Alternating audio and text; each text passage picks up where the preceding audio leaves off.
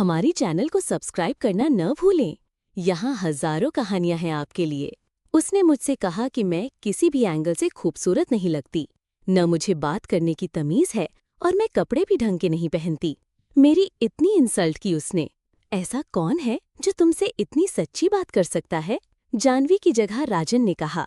दादू, आप मेरा मजाक उड़ा रहे हैं? राजन हंसने लगा था। अच्छा, मेरे पास आओ। जानवी, तुम काम करो, हम दोनों दादा पोती बात करते हैं। मैं सीधा करूंगा उसे। मेरी बेटी को ऐसा कोई नहीं बोल सकता। राजन ने जूही को अपने पास बैठा लिया था।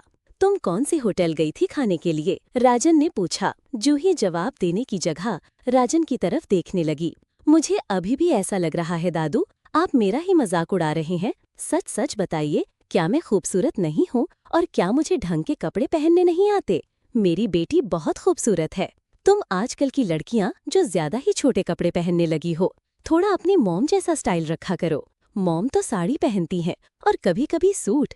वैसे मॉम, आप कोई और कपड़े क्यों नहीं पहनती? जानवी, जो हाल ही में कोई काम कर रही थी, उठकर उसके पास आ गई। इसके पीछे भी एक कहानी है। तुम्हारे डैड मुझसे उम्र में ज्यादा बड़े थे और मैं बहुत छोटी। किसी एंगल से नहीं लगता था कि मैं उनकी बीवी हूँ, तो मैंने खुद को थोड़ा बड़ा दिखाने के लिए साड़ी पहनने लगी और तुम्हारे डैड को भी अच्छा लगा। मुझे एक बात समझ नहीं आती, कहाँ तो डैड एक हॉलीवुड की हीरोइन से शादी करते हैं और कहाँ वो आपसे प्यार करने लगते हैं। आप तो बहुत सीधी है मॉम। वो जिंदगी बहुत ही सीधी लड़की के साथ बिताते हैं। किसने कहा तुम्हारी माँ सीधी है? जयराज, जो हाल ही में अंदर आया था, उसने कहा। उसके साथ युग भी था। वो तो मेरी मॉम थी जो आपके साथ निभा गई, वरना आपके सारे कांड मुझे पता है। युग ने कहा। मैं डैड के बारे में कोई बात नहीं सुनना चाहती। जूही उठकर जयराज के पास बैठ गई थी। हम दोनों तो भाई जानवी के साथ हैं। जया उन लोगों के पास आई, उसने कहा। मैं भी। राजन ने भी कहा। मैं तो ऑलरेडी मॉम के साथ हूँ। युग भी कहने लगा। डैड, हम तो लोग ही कम रह गए, सभी मॉम की तरफ हैं। मैं तो खुद तुम्हारी मॉम की तरफ हूँ। जयराज ने कहा। तुम भी मॉम की तरफ हो जाओ। वहाँ पर हंसी हंसी खुशी का माहौल बन गया था। परी के ऑफिस ज्वाइन किए हुए काफी दिन हो चुके थे। उसकी और रौनित की दोस्ती भी बढ़ने लगी थी और युग, जिसे परी फूटी आंख नहीं भाती थी, वो उसके दिल में पूरी तरह से उतर चुकी थी। युग उसके ऑफिस में जो कैंटीन के पास से गुजर रहा था, उसने देखा परी एक लड़के के साथ बहुत हंसकर बातें कर रही है। उसकी नजर उन पर ठहर गई। तुम ये ट्राई करो, बहुत टेस्टी है, मेरी मम्मी ने भेजा है। रौनित ने अपना टिफिन खोलते हुए परी के आगे रखा। तुम मेरा टिफिन ट्राई करो। परी भी अपना टिफिन उसकी तरफ बढ़ाती है। दोनों साथ में खा रहे थे। जिस तरह से दोनों एक दूसरे के साथ बैठकर खाना खा रहे थे, युग को समझने में देर नहीं लगी कि वो लड़का परी के नजदीक हो चुका है। युग अपने असिस्टेंट को फोन करता है। युग उससे रौनित खन्ना की पूरी डिटेल मांगता है। थोड़े ही देर में उसका असिस्टेंट उसके सामने उसके ऑफिस में हाजिर था। सर, हमारी न्यू सिलेक्शन हुई है जो अकाउंट डिपार्टमेंट में। वो लड़का उसी में से है। इंटेलिजेंट है, काम में अच्छा है। क्या कोई प्रॉब्लम है? उसने कहा। उसकी बात पर युग सोचने लगा। पता करो परी के साथ इसकी दोस्ती कितनी आगे बढ़ी है। कौन परी? उसके असिस्टेंट रहमान ने कहा। परिणीता मेहता। और इसका पता करो। जी, रहमान ने सोचते हुए कहा, क्योंकि उसे समझ नहीं आया था कि परिणीता मेहता में युग सिंघानिया को क्या इंटरेस्ट हो सकता है। सिर्फ उनके ऑफिस के राज पता करने से कुछ नहीं होने वाला। हमें युग और जयराज सिंघानिया दोनों में से किसी एक को अपनी मुट्ठी में करना होगा, एक खूबसूरत सी लड़की ने कहा। नहीं माया, जयराज को अपने बस में करना इतना आसान नहीं है। तुम नहीं जानती उसे, मैं जानता हूँ कि वो क्या चीज है। यही तो गलती की है आपने डैड, उसे कुछ ज्यादा ही समझ लिया।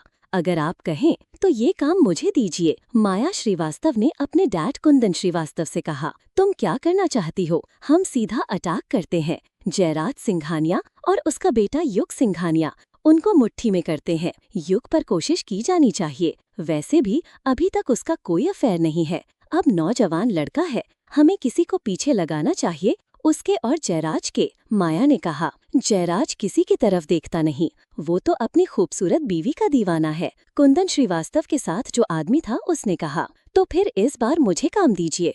अगर मैंने जयराज सिंघानिया को अपनी उंगली पर नहीं नचाया तो मेरा नाम माया श्रीवास्तव नहीं। वैसे भी इस उम्र में मर्दों को जवान लड़कियां ज्यादा अच्छी लगती हैं। उन्हें पटाना आसान होता है। ये क्या कह रही हो तुम? कुंदन ने कहा, मैं तो सोचती हूँ क्यों ना मैं माया जयराज सिंघानिया बन जाऊं। वैसे भी अब मैं कोई 20 साल की लड़की तो नहीं हूँ, 35 साल की हो चुकी हूँ। मेरा डाइवोर्स भी हो चुका है। तो प्रॉब्लम क्या है आपको? आप नहीं चाहते कि मैं शादी करके सेटल हो जाऊं? मैं बिल्कुल चाहता हूँ, मगर उस आदमी से 3 बच्चे हैं। मगर सोचिए, इतनी बड़ी इंडस्ट्री है, जानते हो वो मुझसे शादी करेगा, नहीं तो वो बर्बाद होगा। माया अपनी ड्रेस को ठीक करती हुई अपनी जगह से उठी। और आप जानते हैं, माया जो ठान लेती है वो करके रहती है। अब तुम कहाँ जा रही हो? क्लब जा रही हूँ, और जयराज सिंघानिया भी आज वहीं आने वाला है। आज से ही अपना काम शुरू करने वाली हूँ, कहते हुए माया कमरे से बाहर निकल गई थी। अब ये लड़की क्या करने वाली है? डर लगता है मुझे, बड़ी जिद्दी है। जयराज को ठीक करने के लिए ऐसा ही कोई चाहिए सर। तुम्हारी उस मॉडल से बात हो गई है ना, जो उनकी कंपनी में काम कर रही है? हमारे चैनल को सब्सक्राइब करना न भूलें। यहाँ हजारों कहानियां हैं आपके लिए। माया कमरे से बाहर निकलते हुए बोली, क्लब जा रही हूँ और जयराज सिंघानिया भी आज वहीं आने वाला है। आज से ही अपना काम शुरू करने वाली हूँ। अब ये लड़की क्या करने वाली है? डर लगता है मुझे इससे, बड़ी जिद्दी है। कुंदन श्रीवास्तव ने कहा, जयराज को ठीक करने के लिए ऐसा ही कोई चाहिए सर। तुम्हारी उस मॉडल से बात हो गई है ना, जो उनकी कंपनी में काम कर रही है? हो चुकी है। जितने पैसे उसने मांगे मैंने हाँ दिया। अच्छा किया तुमने, मगर वो काम तो कर देगी? बिल्कुल करेगी। उसने कोई सवाल भी नहीं पूछा मुझे। योग अपनी कंपनी के एड कैंपेन पर लगा हुआ था, तो उससे अक्सर मुलाकात होती थी। यही समय है जब हमारा काम पूरा हो सकता है। असल में जयराज सिंघानिया बहुत चालाक है। दिखने में तो हैंडसम लगता ही है, लड़कियां उस पर आज भी मरती हैं, मगर बहुत तेज चीज है। कुंदन श्रीवास्तव कह रहा था, बात तो आपकी सच है। जितना वो जमीन के ऊपर है उतना ही नीचे, और वक्त के साथ तो वो और भी चालाक हो गया है। अब तो उसके साथ काम करने वाला उसका बेटा भी है। वो भी बिल्कुल उस जैसा है जैसा वो जवानी में हुआ करता था। उसकी दूसरी वाइफ से भी तो उसके 2 बच्चे हैं। हाँ, बेटी अभी कॉलेज में पढ़ रही है और एक बेटा है, मगर वो ऑफिस में काम नहीं करता। दोनों भाइयों में लड़ाई करवाओ, फिर कौन सी चीज है जो इसकी फैमिली में फसाद खड़ा कर सकती है? मगर आप इन्हें बर्बाद क्यों करना चाहते हैं? डैनी ने कुंदन श्रीवास्तव से पूछा। एक बार आपने पहले भी कोशिश की थी। तब तो मैंने इसकी फैमिली में से ही लोग ढूंढे थे। इसकी पहली वाइफ, वो भी मेरे साथ ही थी, मगर उस वक्त मैं उसे मार ही डालता, मगर वो बच गया। सबसे अच्छी बात जानते हो क्या हुई? क्या उसे पूरे एपिसोड में मेरा नाम नहीं आया? अलीशा और रेखा, पूरा इल्जाम इन दोनों पर लगा, और मैंने इन दोनों को बहुत पैसे देकर इनका मुंह बंद कर दिया। मगर अब मैं पूरी तैयारी के साथ हूँ, और मुझे एक तरफ से नहीं, सभी तरफ से हमला करना है उस पर। अगर इसकी बीवी इस पर ट्रस्ट ना करती और उसे पैसा पावर पसंद होते, तो मैं उसे भी मुट्ठी में कर लेता। मगर वो एक घरेलू औरत है जिसे बच्चों और पति के सिवा कुछ नहीं दिखाई देता। इसलिए वो औरत इसकी कमजोरी होकर भी इसकी ताकत है। अगर प्रदीप मेहता ना होता तो कितना अच्छा होता। जयराज का आधा दिमाग तो यही आदमी है। इतना वफादार आदमी बहुत मुश्किल से मिलता है। जान दे देगा, मगर जयराज के साथ गद्दारी नहीं करेगा, डैनी ने कहा। वैसे वफादारी तो इसकी पहले भी बहुत थी, मगर जयराज की वाइफ और प्रदीप मेहता की वाइफ आपस में सहेलियां हैं, जिस वजह से इनका रिश्ता और मजबूत हो गया। मगर एक राज है प्रदीप मेहता की लाइफ का, जो हमारे पास है। उसे हम कैसे यूज करें? अभी नहीं, वक्त आने दो डानी। जब इसकी बेटी हमारे कब्जे में होगी, तब इमोशनल ब्लैकमेल करने के लिए वो राज काम आएगा। वैसे भी बहुत सीधा साधा, बहुत सिंपल रहने वाला आदमी है। फीलिंग्स उसके लिए बहुत इम्पोर्टेंट है। तो कैसे होगी उसकी बेटी हमारे कब्जे में? हम उसे किडनैप करेंगे। डैनी की बात पर कुंदन मेहता हंसने लगा। जो उसके पीछे लगा है वो हमारा आदमी है, वो शादी करेगा उससे। तो फिर क्या वो इतनी आसानी से मान जाएगी शादी के लिए? हमारा काम होना शुरू हो चुका है। फिर और प्रदीप मेहता कैसे मानेगा? डैनी ने पूछा। उसकी बेटी ऐसे शादी करे, ऐसे हालात पैदा होंगे कि वो भी मान जाएगा। अगर वो शादी से पहले ही प्रेग्नेंट हो जाए तो ठीक है।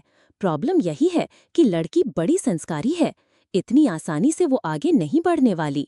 मगर उसका यही संस्कारी होना ही हमारे काम आएगा।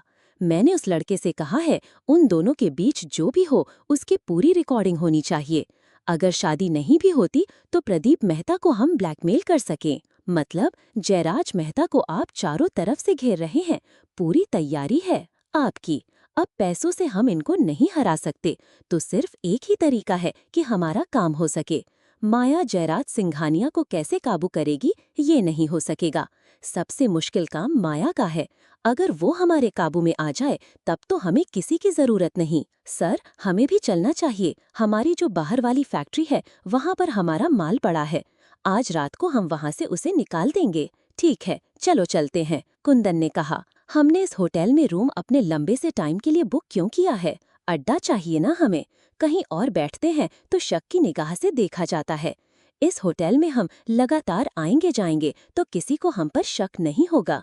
वैसे भी अब थोड़े ही दिनों में मुझे होटल सेल होगा। इसकी जो कंडीशन है उसे हिसाब से ज्यादा नहीं चलेगा और मैं इसे खरीदना चाहता हूँ। इस होटल की लोकेशन बहुत अच्छी है। हमारे माल रखने के लिए इसका बेसमेंट काम में आएगा। सर, ये बात आपकी ठीक है। हमारे बिजनेस के लिए ये होटल बहुत अच्छी जगह है। थोड़ी ही देर में वो दोनों उस होटल के कमरे से निकल गए थे। उनके निकलने के बाद एक आदमी उस कमरे में आया। उसने स्टूल खींचा और दीवार पर लगे हुए वॉल क्लॉक को उतारा। उसमें से एक छुपा हुआ कैमरा था, उसने वो बाहर निकाला। हमारे चैनल को सब्सक्राइब करना ना भूलें। यहाँ हजारों कहानियां हैं आपके लिए। सर, आपकी ये बात ठीक है। हमारे बिजनेस के लिए ये होटल बहुत अच्छी जगह है। थोड़ी ही देर में वे दोनों उस होटल के कमरे से निकल गए थे। उनके निकलने के बाद एक आदमी उस कमरे में आया। उसने एक स्टूल खींचा और दीवार पर लगे वॉल क्लॉक को उतारा। उसमें से उसने एक छुपा हुआ कैमरा निकाला। जानवी, तुम भी चलो ना मेरे साथ। हम लोग क्लब चलते हैं, बहुत दिन हो गए। आईने के आगे खड़े होकर अपने बाल बना रहे जयराज ने जानवी से कहा। मैं भी जरूर चलती हूँ आपके साथ, मगर आज बच्चों ने जो खाने की फरमाइश की है वो मैं ही बना सकती हूँ, इसीलिए मैं नहीं जा सकती आपके साथ। आप अकेले जाओ। कभी पति की बात भी मान लिया करो। वो ड्रेसिंग रूम से बाहर निकला और बेड पर बैठी जानवी के पास आकर बैठ गया। आजकल आप क्लब बहुत कम जाते हैं, जाया करो, बिजी रखो खुद को। जानवी को लग रहा था कि वो बाहर जाने का प्रोग्राम कैंसिल कर देगा। क्यों, तुम नहीं चाहती मैं तुम्हारे साथ रहूं? बिल्कुल भी नहीं, मुझे काम करना है। आप मेरी तरफ ऐसे क्यों देख रहे हैं? जानवी ने जयराज को अपनी तरफ देखते हुए पूछा। तुम्हें मेरी नजरें पढ़नी आती है ना? जयराज ने जानवी का चेहरा दोनों हाथों में थाम लिया। उसने बड़े प्यार से जानवी को किस किया। आज भी जब तुम मेरे साथ होती हो मुझे वही फीलिंग आती है, सुहागरात वाली। वो रोमांटिक होने लगा। अब इन बातों को छोड़िए, उठिए आप। मुझे क्यों भाग रही हो? वे दोनों अपनी जगह से खड़े हो गए थे। क्या प्रॉब्लम है तुम्हें मुझसे? वो कहने लगा। मुझे कोई प्रॉब्लम नहीं, मगर ये जो इतना हैंडसम बनकर निकलते हैं ना, मुझे उससे प्रॉब्लम है। कौन कहेगा 55 के होंगे आप, 40 के भी नहीं दिखते। इतना फिट रहने की जरूरत नहीं है और हाफ बाजू की टी शर्ट पहनकर मसल दिखाने की कोई जरूरत नहीं है, जानवी कहने लगी। तो फिर तुम मेरे साथ आ जाओ ना, किसी को मत देखने देना मेरी तरफ। कहते हुए जयराज ने जानवी की गर्दन से बाल हटाते हुए अपनी गर्दन में उसका चेहरा छुपा लिया था। जय, हटिए ना आप, जाइए क्लब, देर हो रही है आपको। जानवी जानती थी कि उसकी इन हरकतों से ना तो वो उसे कोई काम करने देगा, ना खुद कहीं जाएगा। जयराज क्लब की तरफ निकल गया था। जानवी किचन में चली गई क्योंकि उसे बच्चों के लिए उनके मनपसंद का खाना बनाना था। तुम साथ जाया करो उसके साथ। क्या किचन में रहती हो? जया जानवी के पीछे किचन में आई। मॉम, आपको अपने बेटे की इतनी फिक्र क्यों रहती है? जमाना बहुत खराब है बेटा। मुझे जितनी इसकी फिक्र 25 साल पहले थी उतनी ही आज है। तुम साथ होती हो तो मुझे कोई फिक्र नहीं रहती। जानवी हंसने लगी। वो 3 बच्चों का बाप है। जैसे ही जयराज पार्किंग में प्रवेश किया और जिस जगह पर गाड़ी लगाने वाला था उससे पहले ही एक और गाड़ी आकर वहां लग गई। जय हैरानी से उसे देखता रहा। उसे बहुत गुस्सा आया क्योंकि वो उसी जगह गाड़ी लगाने वाला था। जयराज ने दूसरी जगह देखकर गाड़ी पार्क की और जैसे ही वो गाड़ी से उतरा, माया भी अपनी गाड़ी से उतरकर वहां आ गई। सॉरी हैंडसम, ये जगह मुझे पसंद आ गई थी, इसीलिए मैंने अपनी गाड़ी लगा दी। जयराज ने उसकी बात का कोई जवाब नहीं दिया। वो क्लब की तरफ जाने लगा। आप ज्यादा ही नाराज हो गए, मैं गाड़ी हटा लेती हूँ। आप तो मुझे मेरी बात का जवाब भी नहीं दे रहे। माया ने कहा। नहीं, कोई बात नहीं, गाड़ी हटाने की जरूरत नहीं है, जयराज ने कहा और फिर अंदर की तरफ जाने लगा। क्या आप अपना नाम नहीं बताएंगे? माया फिर उसके पीछे ही क्लब में आ गई थी। आइए मिस्टर सिंघानिया, आप कई दिनों के बाद आ रहे हैं। तभी वहाँ पर एक आदमी आया और उसने कहा, अरे माया जी, आप भी बहुत दिनों के बाद आई हैं। उसने माया से भी कहा, मैं बहुत दिनों के बाद आई हूँ और आते ही मैंने आपके दोस्त को नाराज कर दिया। क्या किया आपने जो मिस्टर सिंघानिया आपसे नाराज हैं? उस आदमी ने कहा, नहीं मैं किसी से नाराज नहीं। जयराज ने कहने लगा, सच कह रहे हैं तो फिर हम एक ही टेबल पर बैठते हैं। माया कहने लगी। जयराज का मन नहीं था कि वो माया के साथ जाए, मगर वो मना भी नहीं कर सका। आप कौन सी ड्रिंक लेंगे? माया ने बार काउंटर पर साथ खड़े जय से पूछा। सॉरी, मैं ड्रिंक नहीं लेता। आजकल के टाइम में ऐसा कौन है? वैसे अच्छा, ऐसी बात है तो फिर मैं भी जूस लूंगी। आप हम दोनों के लिए जूस ले आइए। माया कहने लगी, मिस्टर सिंघानिया, यही कहा था ना आपको। आपका पूरा नाम क्या है? एक्चुअली मैं इंडिया में नहीं रहती, कभी कभार आती हूँ तो किसी को ज्यादा जानती नहीं। माया ने कहा। जयराज सिंघानिया। जयराज ने मुस्कुरा के कहा, जयराज सिंघानिया, अब आप कहेंगे आप सिंघानिया इंडस्ट्रीज के जयराज सिंघानिया है? माया कहने लगी, वो आप नहीं हो सकते। क्यों? वो क्यों नहीं हो सकता मैं? जयराज हंसने लगा। जहाँ तक मैं जानती हूँ वो 50 साल के ऊपर का आदमी है। कोई आप जैसा हैंडसम आदमी अब 50 के ऊपर तो होगा नहीं। माया ने जयराज की बॉडी और चेहरे को देखते हुए कहा। उसके बाद जयराज हंसने लगा। आप सचमुच वही हैं। मैं तो इम्प्रेस हो चुकी हूँ आपसे। मैं तो आपकी फैन हो गई। माया कहने लगी, मुझे आपकी कंपनी बहुत अच्छी लगी थी, मगर मुझे जाना पड़ेगा। माया ने खड़े होकर कहा। माया को उम्मीद थी कि जयराज उसे रोकेगा और उससे बात करने में दिलचस्पी दिखाएगा, मगर उसकी बात पर उसने कोई रिएक्शन नहीं दिया। क्या मुझे आपका फोन नंबर मिल सकता है? हम दोस्त बन सकते हैं। माया ने हाथ आगे किया। वो जय के साथ हैंडशेक करती है और उससे उसका नंबर ले लेती है। चलिए, मुझे जाना होगा, हम जल्दी मिलते हैं। कहते हुए वो क्लब से बाहर आ गई। बाहर आते ही उसने अपने डैड को फोन लगाया। मेरा आज का काम हो गया डैड। क्या कहा था आपने? वो बहुत तेज आदमी है। मैंने 10 मिनट की मुलाकात में उसका फोन नंबर ले लिया है। क्या उसने तुम्हारा नंबर मांगा? कुंदन श्रीवास्तव ने कहा। नहीं, मेरा नंबर तो नहीं लिया। एक मुलाकात और होने दीजिए डैड। अगर मैंने उसे अपने इशारों पर नहीं नचाया तो मेरा नाम माया नहीं। तो फिर इतनी जल्दी तुम वहाँ से क्यों आ रही हो अगर तुम्हारी इतनी अच्छी मुलाकात हो रही थी? क्योंकि मैं नहीं चाहती कि उसे ऐसा लगे कि मैं उसके पीछे हूँ। अगली मुलाकात जल्दी होगी हमारी। कहते हुए माया वहाँ से निकल गई। तभी उसके जाते ही जयराज के फोन पर किसी का फोन आया। मुझे आपसे बहुत जरूरी बात करनी है सर, क्या आप मुझसे मिल सकते हैं? हमारे चैनल को सब्सक्राइब करना ना भूलें। यहाँ हजारों कहानियां हैं आपके लिए। फिर इतनी जल्दी तुम वहाँ से क्यों आ रही हो? अगर तुम्हारी इतनी अच्छी मुलाकात हो रही थी, क्योंकि मैं नहीं चाहती कि उसे ऐसा लगे मैं उसके पीछे हूँ। अगली मुलाकात जल्दी होगी हमारी। कहते हुए माया वहाँ से निकल गई। तभी उसके बाद जाते ही जयराज के फोन पर किसी का फोन आया।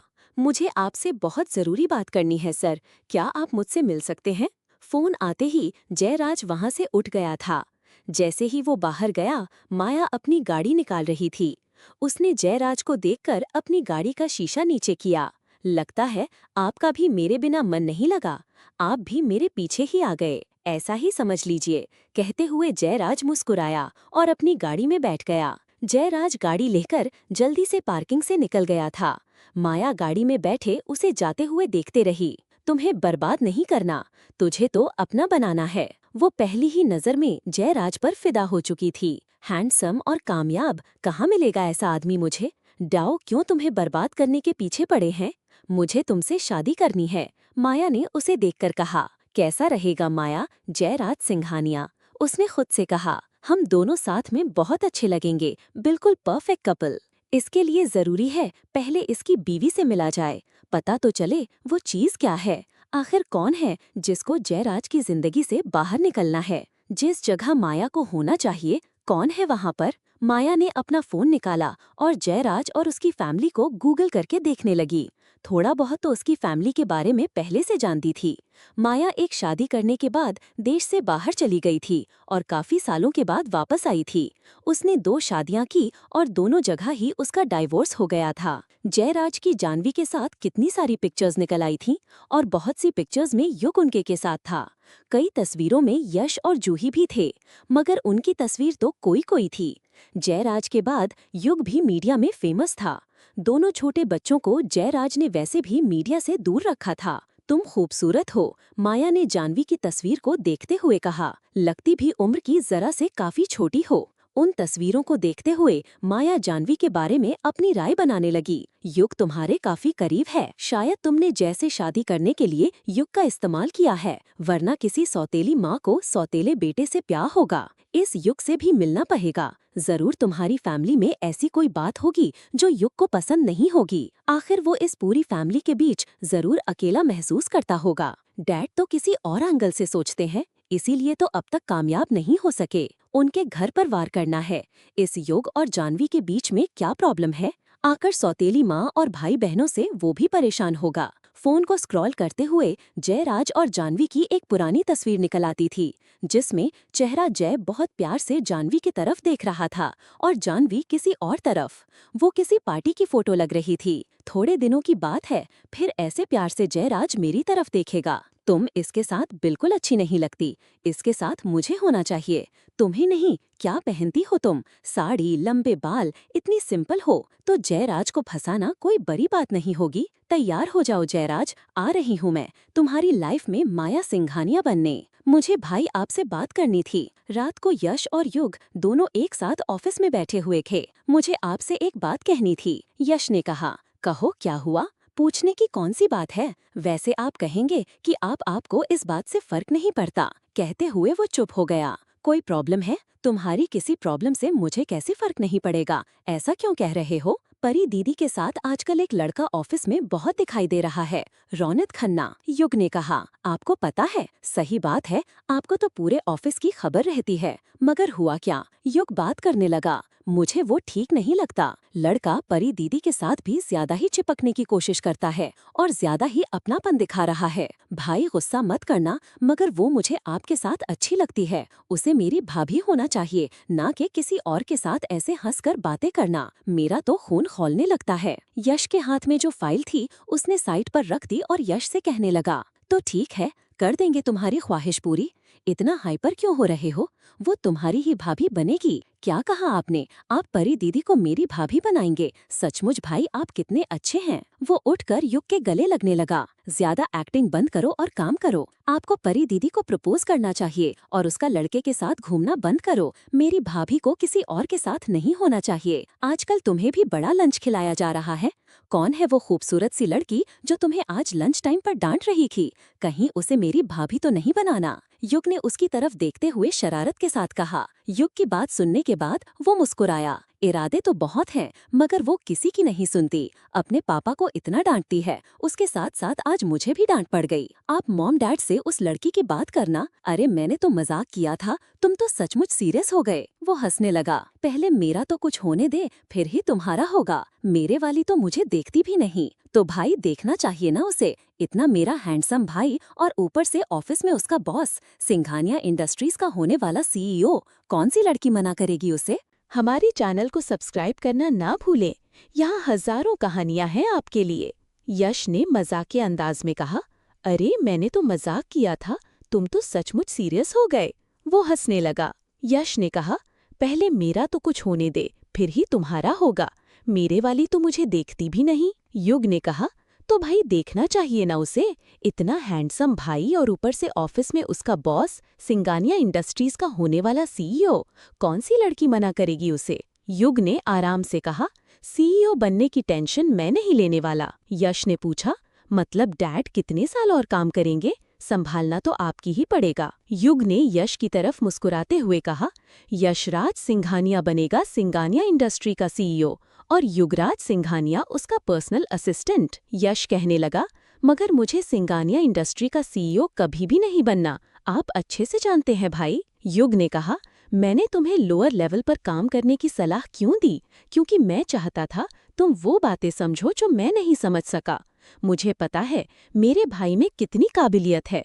मुझ में थोड़ा गुस्सा ज्यादा है और इतनी बड़ी इंडस्ट्री को संभालने के लिए गुस्से वाले इंसान की नहीं, जो इंसान ठंडे दिमाग से सोचता है उसकी जरूरत होती है। तुम्हारे बारे में मुझे हर बात पता है।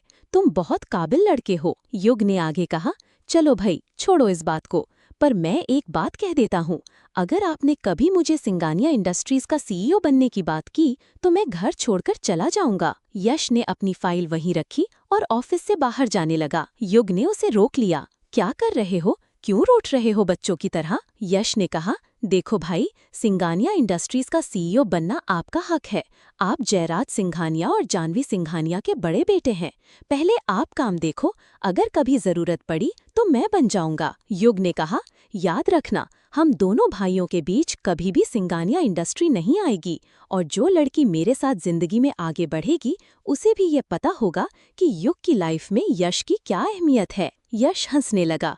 छोड़ो इन सब बातों को, अभी डैड है ना देखने के लिए। जो हमारे बच्चे होंगे उनके हम उन्हें सीईओ बनाएंगे। दोनों भाई वापस काम करने बैठ गए थे। जयराज और जानवी दोनों बेडरूम में अपने बेड पर बैठे हुए थे। सामने टीवी चल रहा था, न्यूज चैनल चला हुआ था। जानवी ने जयराज के हाथ से रिमोट पकड़ा और मूवी लगाने लगी। जयराज का ध्यान न्यूज पर नहीं था, वो सोच रहा था। गहरी सोच में डूबे हुए जयराज का आसपास कोई ध्यान नहीं था। जानवी ने कहा, आपको नहीं पता चला मैंने चैनल चेंज कर दिया? आप अभी भी सामने देख रहे हैं। जयराज ने कहा, जानवी, तुम्हें नहीं लगता इस बात में कितना रिस्क है? तुमने इतनी आसानी से मुझे कह दिया नहीं आप ही करेंगे। जानवी ने कहा, तो और कौन करेगा? बच्चों के ऊपर मैं रिस्क नहीं ले सकती। आप खुद ही बताओ, क्या हमें ऐसा रिस्क लेना चाहिए? जयराज ने कहा, मुझे कुछ समझ नहीं आ रहा, मैं बहुत परेशान हूँ। जानवी उदास हो गई।